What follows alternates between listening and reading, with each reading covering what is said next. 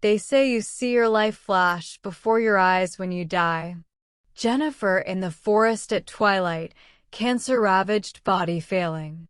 Discovers the massive black wolf dying in an illegal trap, eyes glowing ice blue. Makes her choice, use her last moments to free him. The trap's teeth tear her flesh. She collapses beside the wolf, blood mixing on ancient earth. She accepts death. Green mist rises. Chapter 1: The Awakening.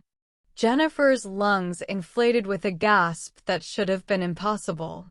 The air tasted wrong, too rich, saturated with information her brain couldn't process.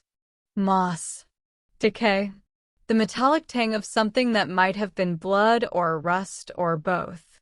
She bolted upright, her hand flying to her chest where the trap's teeth had torn through her sternum. Nothing. Smooth skin beneath her shredded jacket. Not even a scar.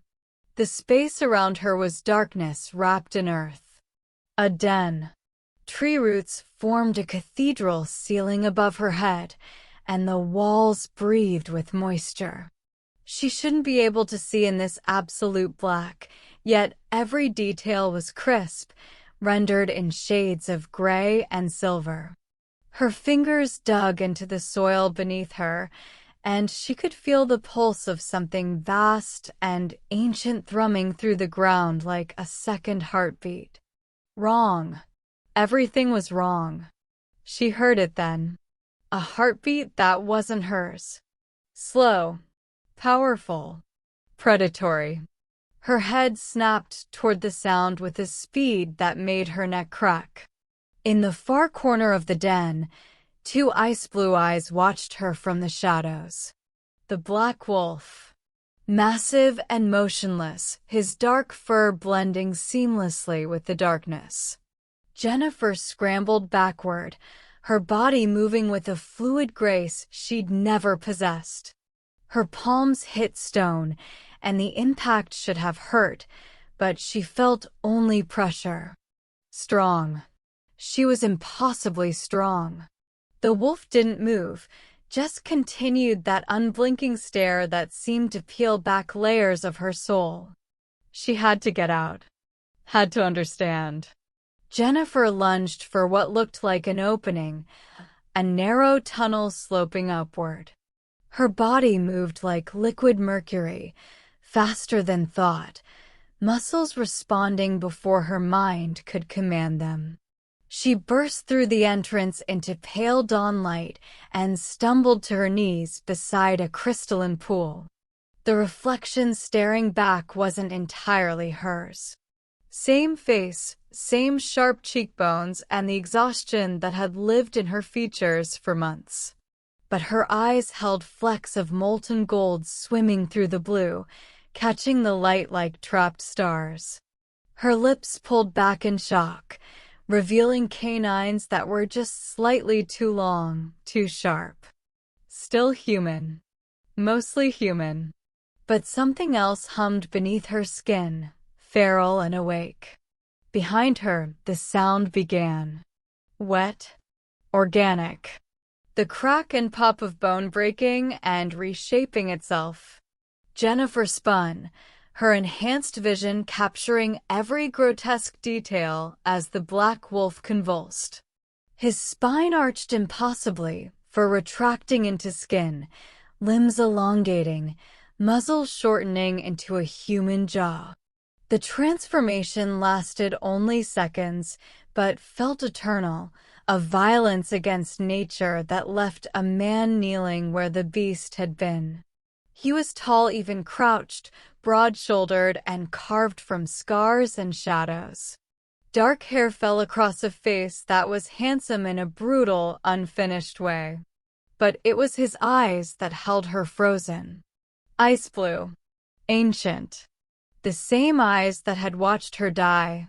He rose slowly, completely unself-conscious of his nakedness, and spoke in a voice rough as stone grinding against stone. You died last night. The forest wouldn't let you go. Chapter 2: the curse. Kieran draped a rough wool blanket around his shoulders with the casual efficiency of someone who'd done this 1,000 times. Jennifer couldn't stop staring at him, her new senses cataloging details she had no right to know. The elevated rhythm of his pulse, the scent of pine and something darker, wilder. The way his muscles shifted under skin marked with scars that looked like they'd been made by claws. "My name is Kieran Blackwood," he said, settling onto a moss-covered boulder. "I'm a shapeshifter, alpha of what used to be a pack of 12. His jaw tightened. 10 years ago, Nexus Industries wanted this forest. We stood in their way. So they hired a witch. Jennifer's throat felt raw. A witch. Dr. Sienna Cross. Their environmental consultant. The words dripped with venom. She used blood magic to bind us in wolf form. Can't shift back, can't leave the forest boundaries, can't even die properly. We've been trapped, watching them poison everything we're meant to protect." He stood abruptly, and Jennifer felt it, a tug in her chest like an invisible cord had pulled taut between them. Her breath hitched. Kieran's eyes flashed to hers, and she knew he'd felt it too. "The forest is alive," he continued, voice rough. "Ancient. Sentient. But the poison has been draining its magic for a decade. It was dying, and we were dying with it." He moved closer, and that pull intensified, making her skin prickle. "Then you came. Dying already, hours from the end, and you chose to save a monster instead of yourself. I don't understand. Sacrifice. Willing, selfless, given freely." Kieran crouched before her, close enough that she could count the silver scars crossing his chest. "The forest needed permission to fight back. Your blood on its soil, your choice to die for one of its guardians. It was enough." The magic woke up. Jennifer's hands trembled. "So it healed me. It resurrected you." His hand hovered near her face, not quite touching. "But there wasn't enough left of you to bring back alone. So it bound your soul to mine. We're tethered now. What I feel, you feel. Where I go, you'll be pulled to follow." The panic hit like a freight train.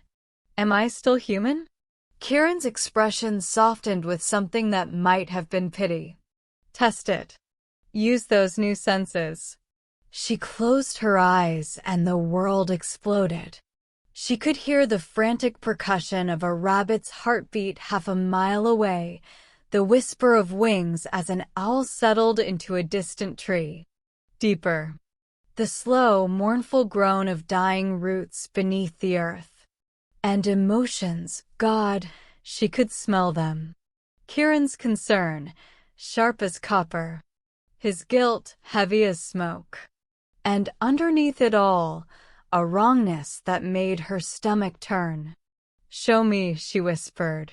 He led her through trees that seemed to lean away from their path, their bark blackened and weeping. The stream appeared. Suddenly, cutting through the forest like an open wound. The water ran a sickly translucent green, chemical and unnatural. Dead fish rotted along the banks, their eyes clouded white. The trees surrounding it were skeletal, leaves brown and curled even in spring. Jennifer dropped to her knees at the water's edge, and the forest screamed inside her skull. Poison. Death. Corruption spreading like cancer through the veins of something ancient and sacred. "Nexus is drilling," Kieran said behind her. "They're after the aquifer beneath the mountain. But the runoff from their operation is killing everything." She looked up at him, and the golden flecks in her eyes blazed. "Then we stop them." Chapter 3. The First Shift. Jennifer's phone had 3% battery and one flickering bar of service, when she finally caught a signal on a rocky outcrop.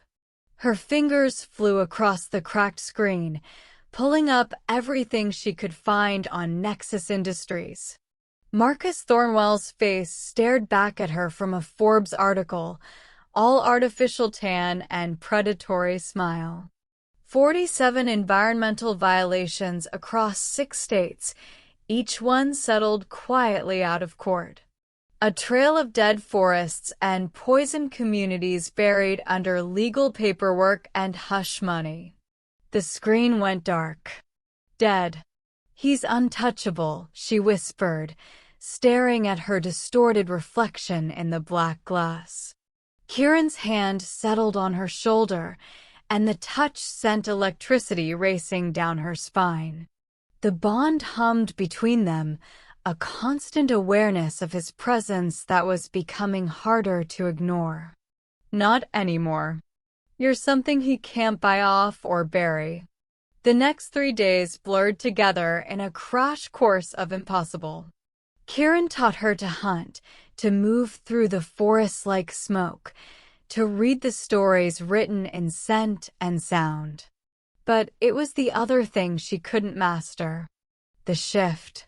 It lurked beneath her skin like a second heartbeat, patient and hungry, waiting for her control to slip.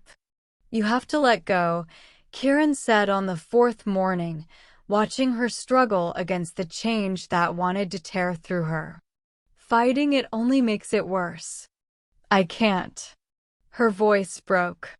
If I let go, what if I can't come back? He moved closer, and she was hyper-aware of everything. The heat radiating from his body. The way his pulse kicked up when he looked at her. The bond between them pulled taut, intimate and terrifying. I'll bring you back. Always. The mercenary appeared without warning, crashing through the underbrush with a rifle raised. Military gear, dead eyes, the chemical stink of Nexus rolling off him in waves. He saw Kieran first, and his finger moved toward the trigger. Jennifer didn't think. Didn't choose. Her body simply knew. The transformation ripped through her like lightning through a lightning rod. Bones shattered and reformed, her spine elongating with wet pops that should have been agony, but felt like relief. Fur erupted from skin, her jaw distending, teeth lengthening into fangs designed for one purpose. The world exploded into scent and sound and pure animal instinct. The mercenary's scream lasted 2 seconds. She moved with speed that defied physics, covering 20 feet in a single bound. Her jaws closed around his throat before he could fire, crushing windpipe and vertebrae with a crunch that vibrated through her entire body. Hot blood flooded her mouth, copper and salt, and something chemical that tasted wrong. She shook him, the way dogs shake rats, and felt his body go limp. The wolf wanted more. Wanted to tear, to rend, to eliminate the threat completely. But somewhere distant, a voice was calling her name. Jennifer. Come back. Come back to me. The shift reversed, slower this time, agonizing. She collapsed onto the forest floor on her hands and knees, naked and shaking, the mercenary's blood painting her skin in abstract horror. Her human hands, delicate and small and deadly, trembled against the earth. Oh God. Her voice was raw, nearly unrecognizable. Oh God, what did I do? Kieran knelt beside her, wrapping his blanket around her shoulders. She could smell the fear on him now, and worse, the arousal the bond couldn't hide. You protected the pack. I killed him. She looked up, and her eyes were still more wolf than human. I'm a monster. He gripped her face between his hands, forcing her to meet his gaze. You're a guardian. There's a difference. Chapter 4. The Pack. They came at twilight, emerging from the shadows like pieces of the forest itself given form. 7 wolves, each massive and marked by the same curse that had trapped Kieran for a decade. Jennifer felt them before she saw them, their presence pressing against her consciousness like fingers testing the edges of her mind. Kieran's hand found hers, and suddenly the connection opened. The pack mind hit her like a tidal wave. Emotions not her own flooded through the bond: curiosity, hope, grief, rage, all tangled together in a chorus of voices that weren't quite voices. Images flickered behind her eyes, running through moonlit forests, the taste of fresh kill, the agony of watching the forest die slowly over 10 years. She gasped, drowning in sensation, until Kieran's presence anchored her, teaching her how to filter, how to listen without being consumed. "Welcome, sister," came a thought that tasted like smoke and old leather. A scarred gray wolf dipped his head to her. "I am Matthias." Second of the Blackwood pack. One by one they introduced themselves through the bond. Sarah, rust-colored and fierce. Finn and Rowan, twins with matching white blazes. Marcus, coal-black and ancient. Lyra, small and quick. And Ash, who hung back with amber eyes that held too much knowing. "We were guardians once," Matthias shared, and with his thought came a flood of memory. Centuries of protection, an unbroken line stretching back to when the forest was young. Shapeshifters bound by oath to defend the wild places from human corruption. Then Nexus came. The memories turned dark. A woman with red hair and cold eyes, speaking words in a language that made reality bend. Dr. Sienna Cross. She'd used Kieran's blood, stolen during a staged accident, to forge the curse. One by one the pack had been trapped, their human forms locked away, forced to watch as Cross performed ritual after ritual, driving iron stakes into the earth, painting symbols in mercury and ash that suppressed the forest's magic. "She makes it possible," Sarah's thought was bitter as poison. Without her rituals, the forest would fight back. The trees would reject their machines, the earth would swallow their drills. But she keeps us weak. Kieran led Jennifer deeper into the forest, the pack flowing around them like water. They reached a clearing where the trees formed a perfect circle, their trunks twisted together overhead like clasped hands. The sacred grove. The heart of the forest's power. It was dying. The grass beneath her feet was brown and brittle. The ancient oak at the center wept black sap from deep cracks in its bark. Even the air tasted stale, magic leaking away like blood from a wound. Jennifer's knees buckled, the forest's pain echoing through the bond, through her very bones. 72 hours, Ash shared, his thought heavy with finality. Nexus begins the final drilling phase. They'll pierce the aquifer, flood it with chemicals. The forest will die, and us with it. Jennifer looked at the 7 wolves surrounding her, at Kieran's human form standing at the grove's edge, and felt something settle in her chest. Not acceptance. Resolution. Her old life, her research, her careful documentation of ecosystems she'd studied from a distance, all of it felt like a dream someone else had lived. This was real. This mattered. "Then we have 72 hours to stop them," she said aloud, her voice steady despite the fear coursing through her veins. The pack's approval washed over her like a benediction, and for the first time since her resurrection, Jennifer understood. She hadn't lost her old life. She'd been given a new one. Chapter 5: The Witch. The Nexus camp sprawled across a clear-cut section of forest like a wound. Jennifer and Kieran moved through it wearing stolen worker uniforms, hard hats pulled low, trying to blend with the evening shift change. Her heart hammered against her ribs, and beneath the stolen jacket, her hands trembled. The pain had started an hour ago.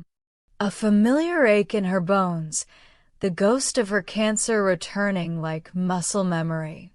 Her lungs felt too tight, and when she'd coughed into her palm, she'd half expected to see blood.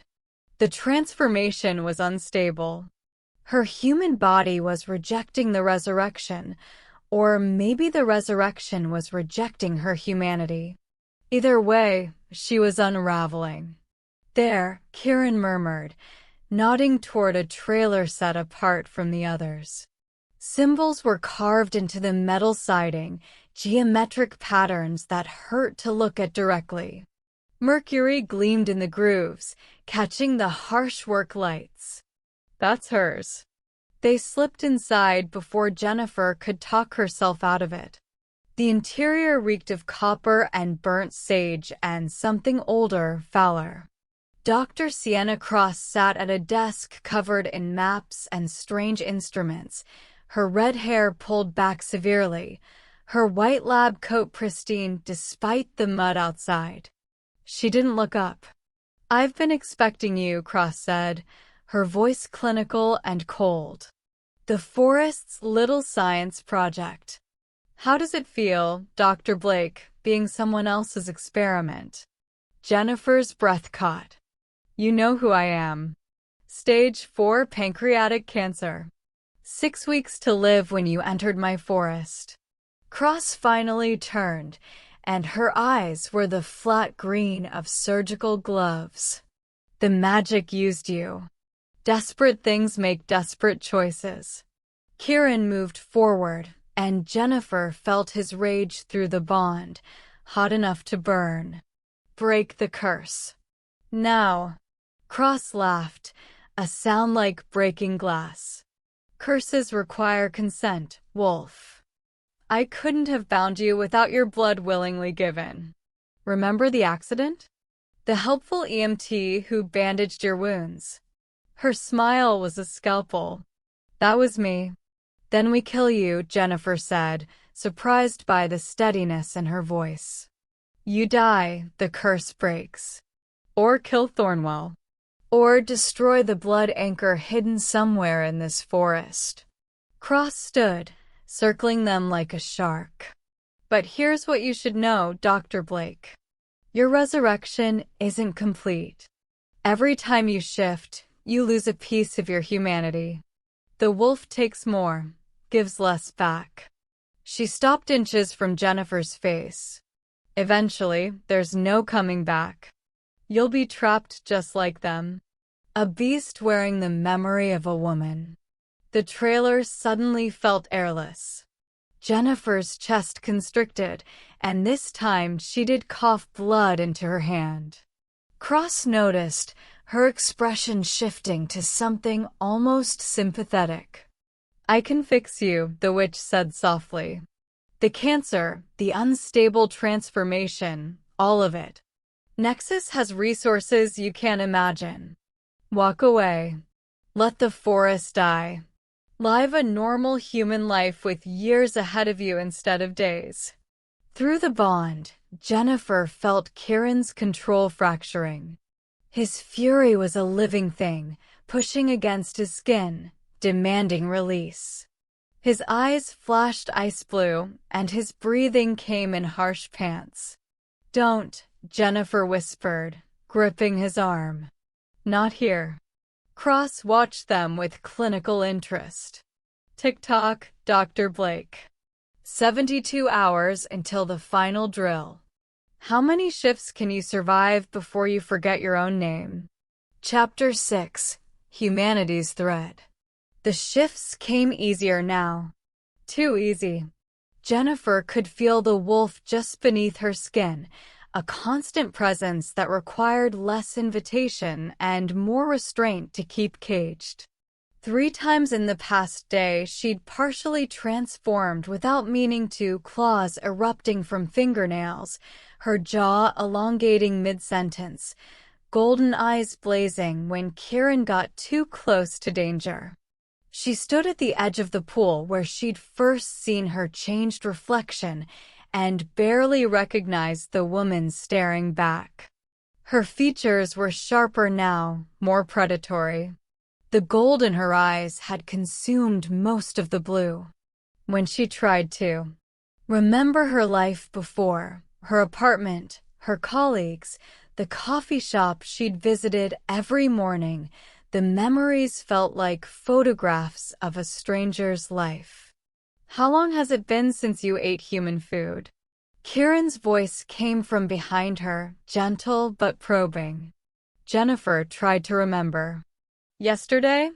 3 days ago? I don't know. I can't remember what it tasted like. Coffee, chocolate, bread." Her voice cracked.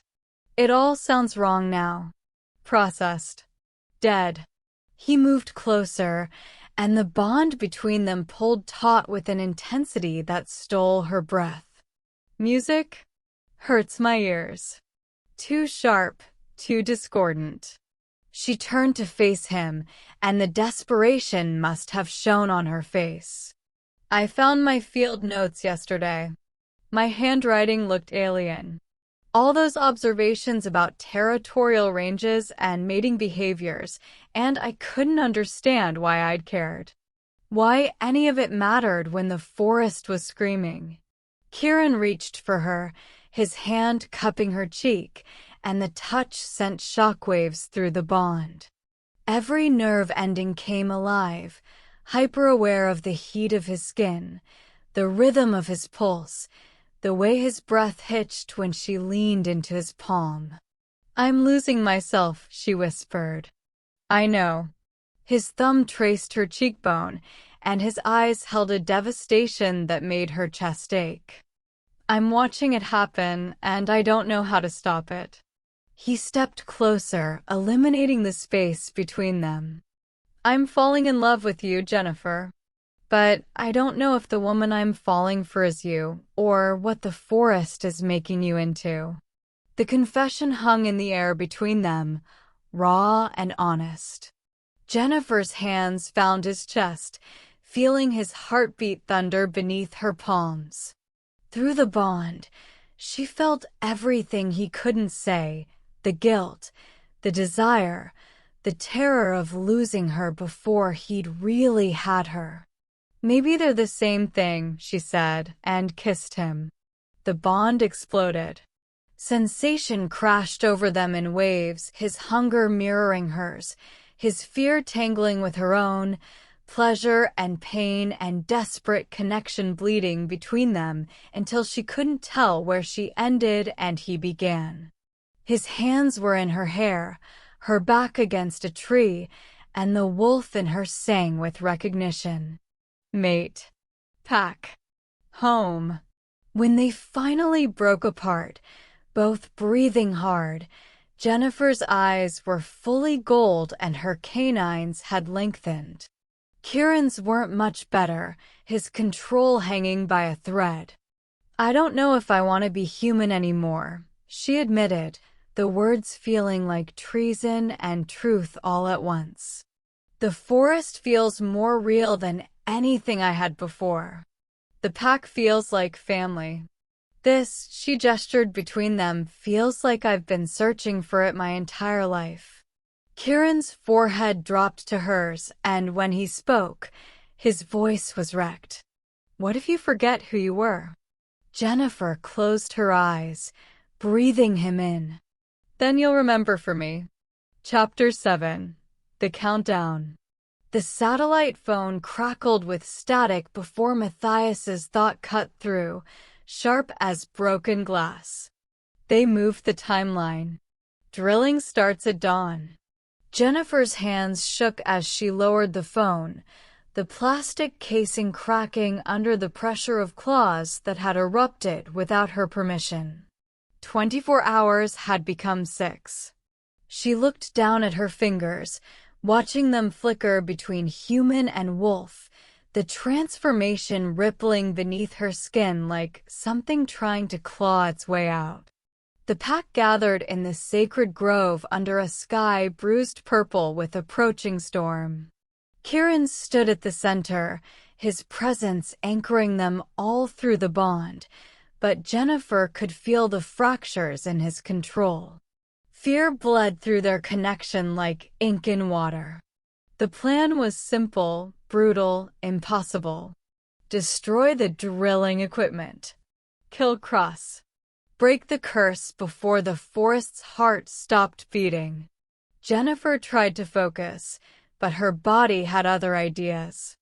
Pain lanced through her spine, vertebrae grinding and shifting without her consent. She gasped, doubling over as her jaw distended, then snapped back with a wet crack that left her tasting copper. When she looked up, the trees had moved. Not swaying. Moved.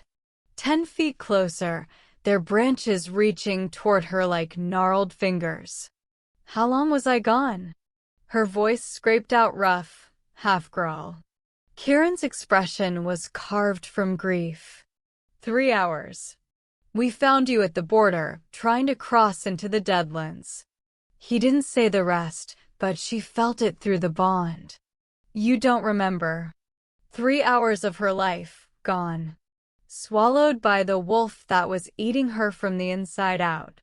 The forest groaned around them, a sound that resonated in Jennifer's bones.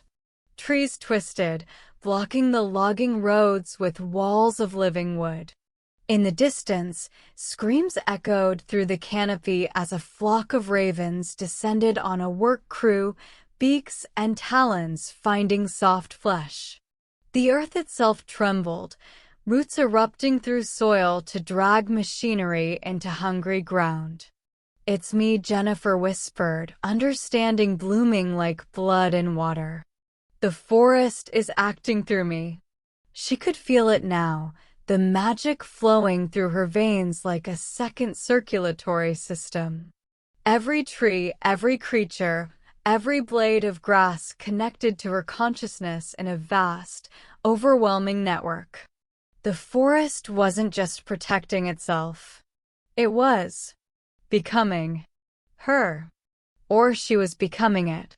The distinction was disappearing like morning mist. Ash's warning cut through the pack bond, urgent and terrified. Thornwell knows. He's bringing soldiers. Silver bullets. The taste of metal flooded Jennifer's mouth, and for a moment she was somewhere else, watching through a raven's eyes as trucks rolled through the forest gates. Military vehicles. Men in tactical gear carrying weapons that gleamed with the one thing that could kill them permanently. Cross. The witch's trailer blazed in Jennifer's expanded awareness, like a beacon of corruption. She could feel the ritual beginning, mercury and blood and words that bent reality into screaming shapes. The magic that sustained the curse, that kept the pack trapped and the forest weak, was concentrating, solidifying. By midnight, it would be permanent. I know what I have to do. Jennifer's voice came from somewhere deep and ancient, layered with harmonics that weren't entirely human. She looked at Kieran, memorizing the exact shade of his ice blue eyes, the way his jaw clenched when he was trying not to break. The forest needs an avatar. Something that can channel its full power without burning out. No. The word tore from Kieran's throat, raw and desperate. Through the bond, his anguish crashed over her like a physical blow. Jennifer, if you do this, I'll forget. She finished it for him, steady despite the tears tracking down her cheeks. I'll forget my name, my life, everything that made me human. I know. She reached for him, her hand almost steady, and pressed it over his heart. But you'll remember for me. You promised. The choice crystallized in that moment, sharp and clear and absolutely certain. She could cling to the fragments of who she'd been, Jennifer Blake, dying scientist who'd already lost everything that mattered. Or she could become something that mattered more. Something that could save this impossible, brutal, beautiful family she'd found in her last days. Thunder rolled overhead, and the first drops of rain began to fall. Jennifer closed her eyes and stopped fighting. The transformation that had been building for days finally broke free, but this time it didn't stop. Bones restructured. Nerves rewired. Her consciousness expanded, spreading through root and branch and stone until she couldn't tell where she ended and the forest began. The wolf rose up, but it wasn't alone anymore. It was threaded through with something vast and green and older than memory. When she opened her eyes, they blazed gold as sunlight through leaves, and Jennifer Blake was gone. What remained was something new, something necessary. The forest's vengeance given form and fury. Midnight was coming, and with it, war. Chapter 8: The Forest Awakens.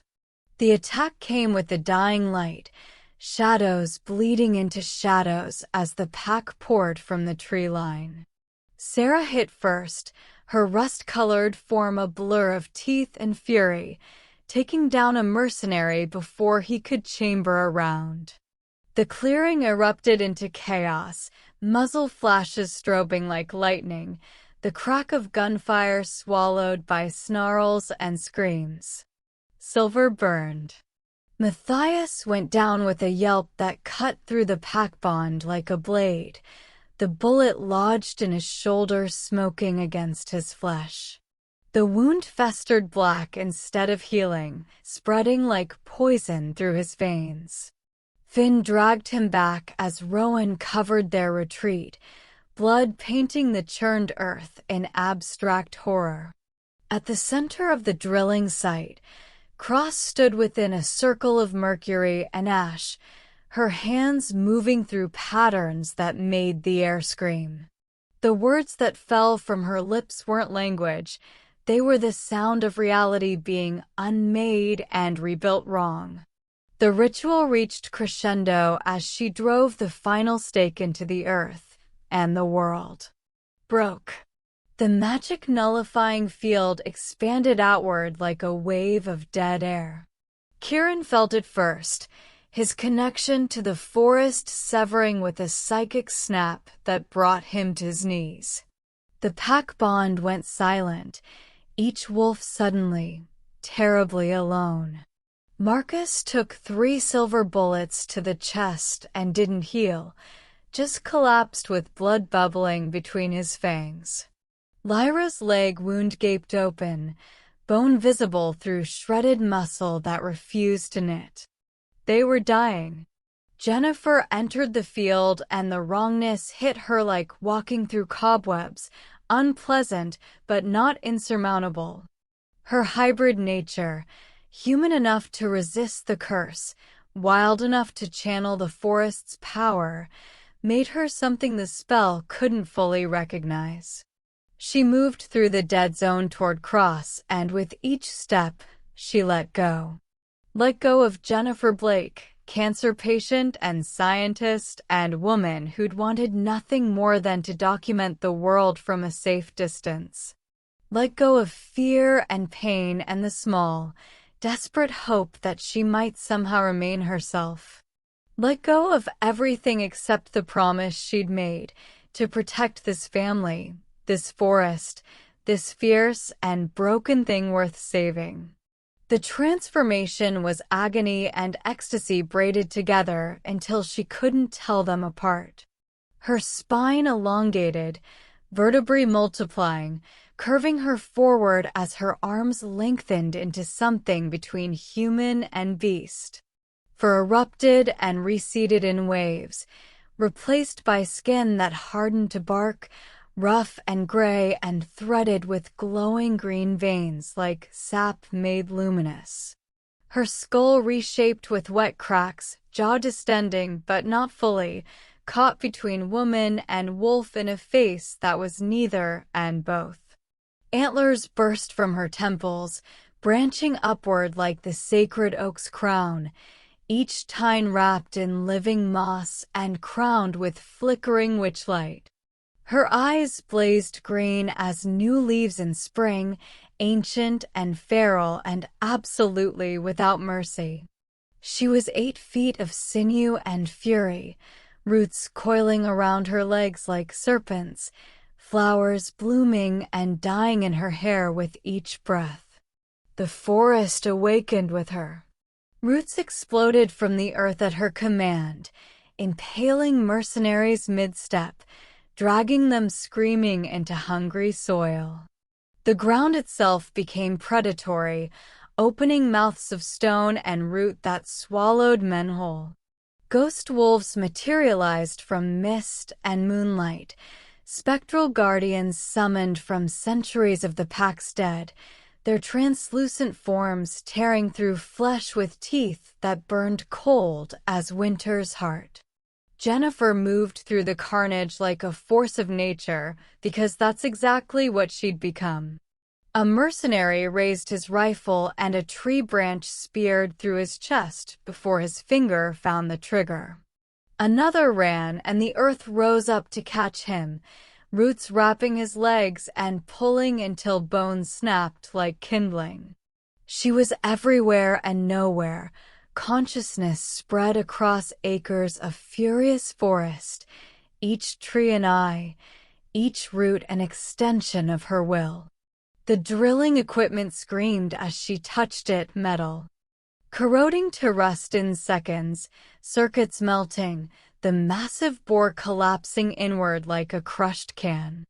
Oil lines ruptured, spilling black blood that the earth drank greedily before neutralizing, turning poison to harmless minerals through alchemies older than human understanding. Cross stood at the center of her failing circle, the witch's confidence cracking as Jennifer stalked toward her on legs that bent wrong, moved wrong, predatory in ways human joints were never meant to achieve. The ghost wolves circled, cutting off escape, their ancient eyes promising centuries of payment due. "You wanted to drain the forest's magic," Jennifer said, her voice layered with harmonics, woman and wolf, and the groan of ancient timber all at once. "Let me show you what happens when it fights back."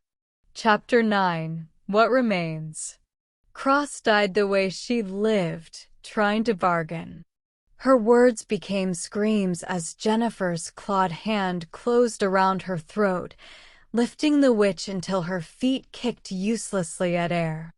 The mercury circle shattered, the ritual unraveling in reverse, a decade of compressed magic exploding outward in a shockwave that turned night to blazing green noon. The curse broke like fever. Across the battlefield, wolves convulsed.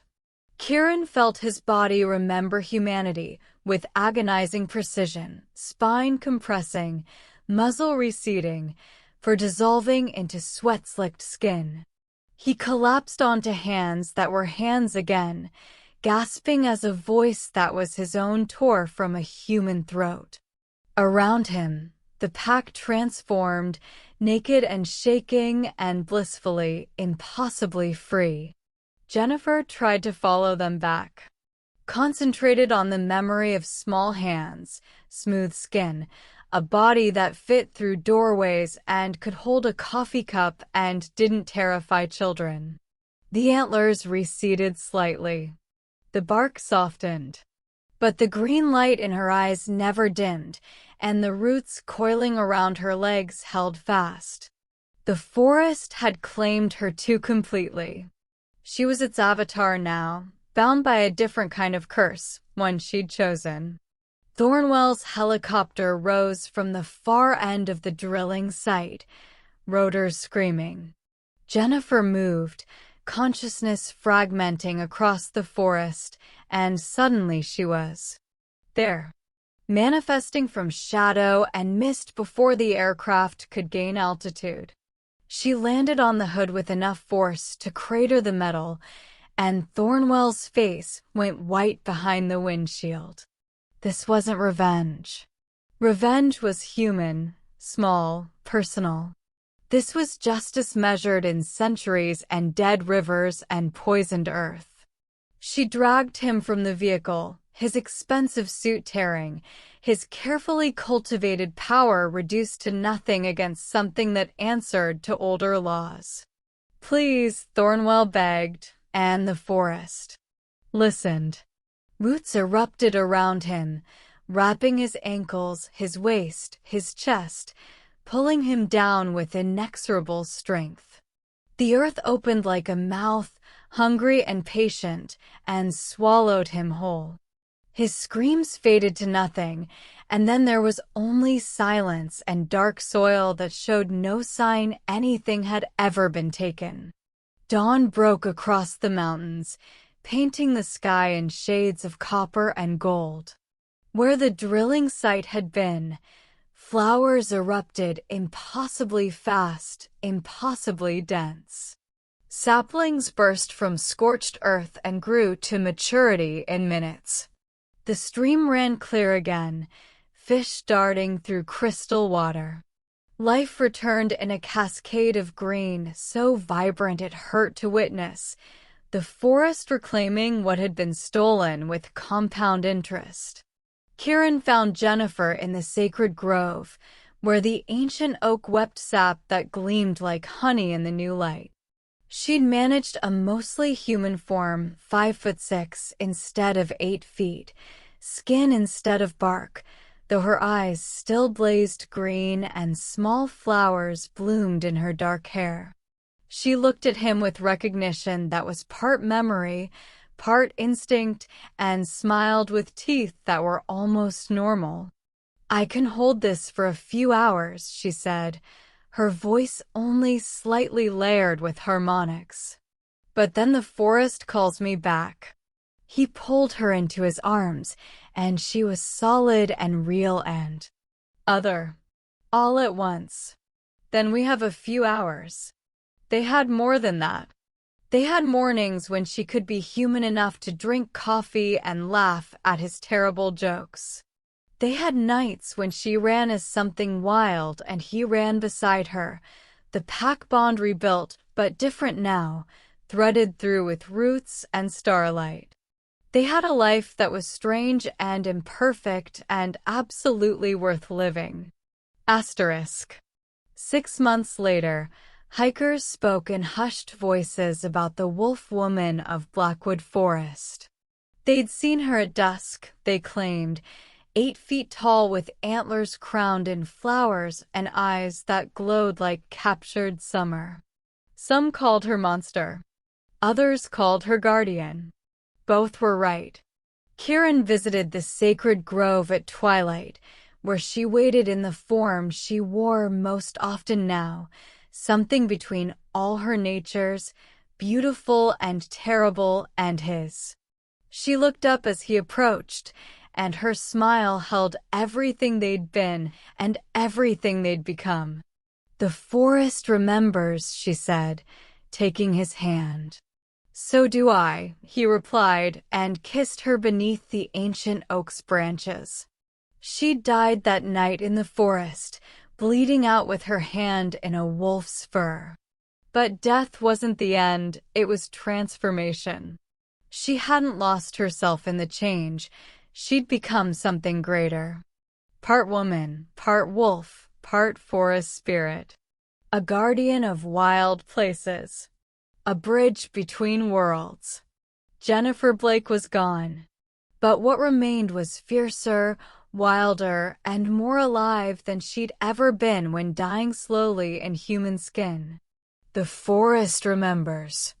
And so does she.